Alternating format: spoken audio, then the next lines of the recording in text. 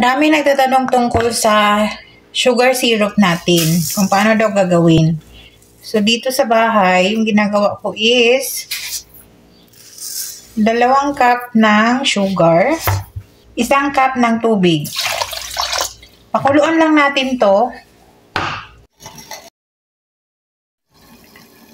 Nung kumulo na siya, nilagay ko sa pinakamahinang apoy.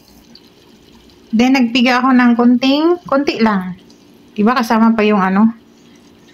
Siyempre, kunin natin yung buto, no? Ganyan lang. Then, pag ganyan mo na medyo matagal na siyang tumulo, yung pinakahuling patak. Oh. Kasi pag na-over yan, babalik din yan sa asukal. Kaya pagka mga ganito ay okay na yan siya, guys. Yung mga huling patak ay mahirap na siyang babagsak. Ganon.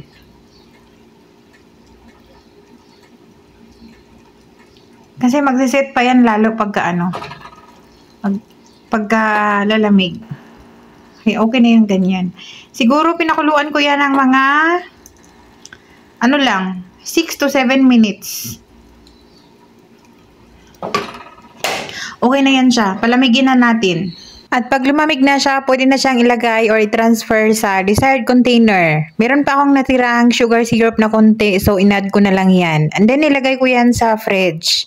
Dahil dapat malamig talaga yung sugar syrup pag ilalagay sa mga sweets na piniprito. So ganito lang kasimple yung ating sugar syrup, and then ilagay na yan sa fridge at pwede nang gamitin.